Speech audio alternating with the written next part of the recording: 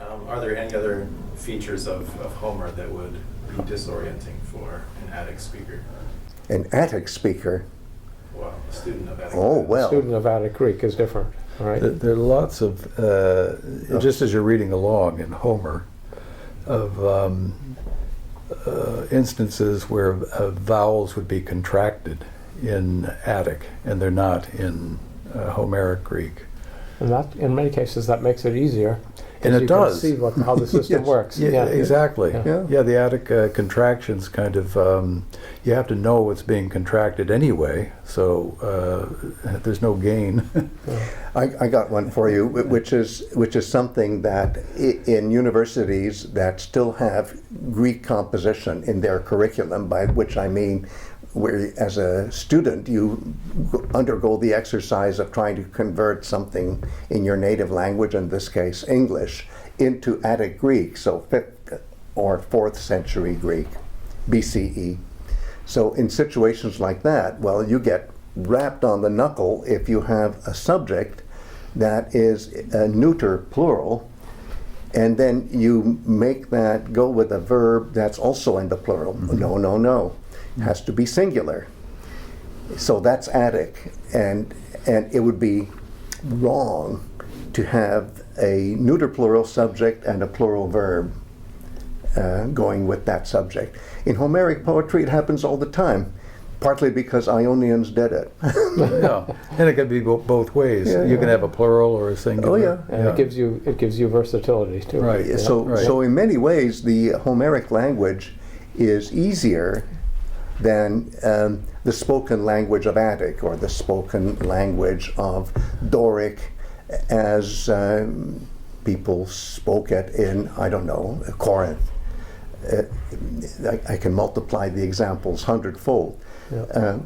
It's something that is as close to universal for Greek civilization in the 5th and 4th centuries BCE as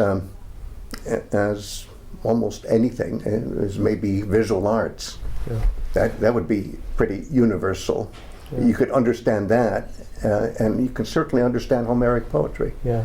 I mean, I think another thing that's disorienting for students is that when you learn Attic Greek in a grammar book, you learn paradigms, you learn a whole list of the declined forms of nouns and all the different tenses and aspects and voices of a verb, whereas in Homeric Greek you might have a verb that occurs only in one form, okay, and never in any other. So it may seem crazy, but the language has a way of teaching itself to you if you're patient with that process, because it keeps coming back in the same form, and so you get reinforced in a way that I think is much rarer than with prose or the standard. And I agree with Lenny that, Yep. that we moderns have to be patient and just keep at it, but for people who are native speakers of Attic in the 5th and 4th centuries, my goodness, they've heard the Iliad and Odyssey, if they're my age, hundreds of times, maybe thousands of times. Yep.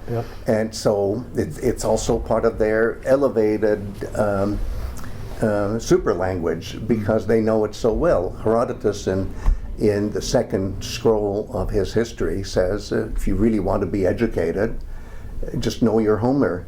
He has to add Hesiod, which he didn't really need to add, but that's because he's such a hyper-intellectual. But he puts Hesiod first, right? Well, yes, and it's his antiquarian thing. But the bottom line, what he's really saying, and what I say to people who get impatient, and is just read it over again. Yeah. And by that I mean, don't get me this, that there's so many gods to keep track of. Can you recommend a good handbook so that I can find my way around Homeric poetry? No, don't read a handbook. Just reread the Iliad and maybe reread it. Yep. And reread it Because and reread the it. handbooks are not especially And that's what Lenny means by being patient. But Attic speakers had it good.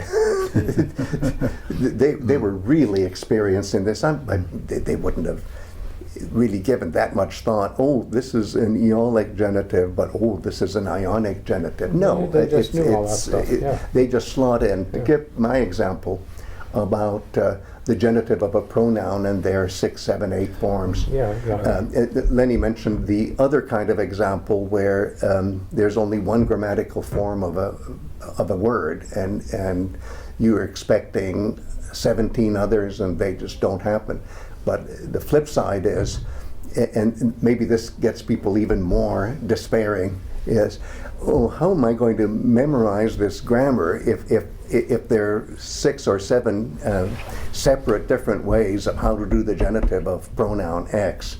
But the whole point is that these different ways of saying the genitive make it possible to use that genitive in 100 different ways, In the system, and 100 more ways than you could do it if you're just the man on the street or the woman on the street. It's, and also it's systematic in its own context. Totally, it really is systematic. Totally systematic. Yeah. In a way that's right. I mean, the other thing that comes to mind is the different forms just of the infinitive of the verb to be.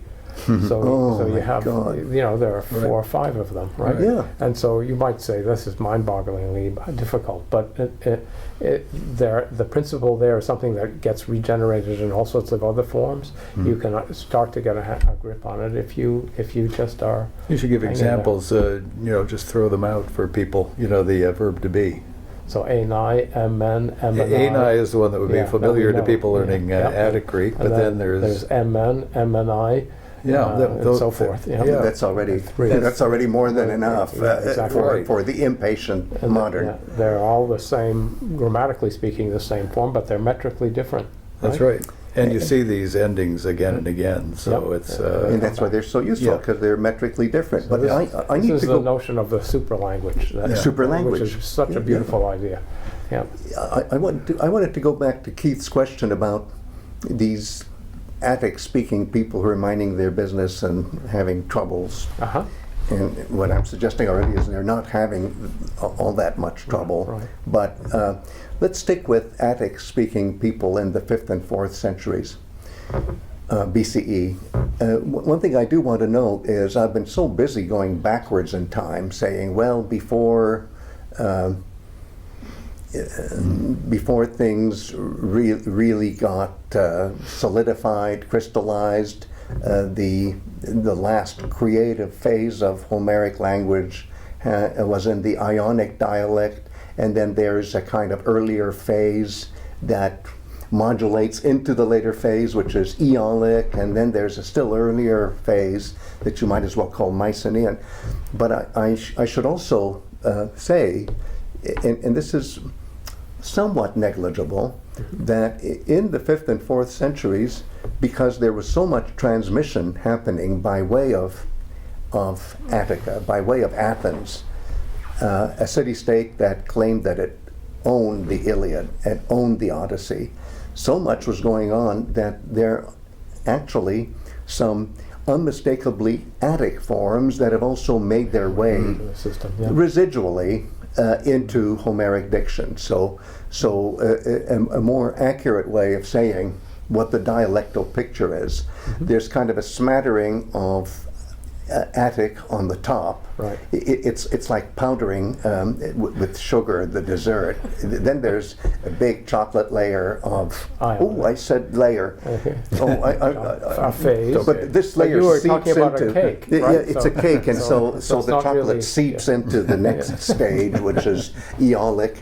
And then what do you have at the bottom? How about something like caramel that is really solidified, and that you can't cut even with a serrated knife? Yeah. Nice.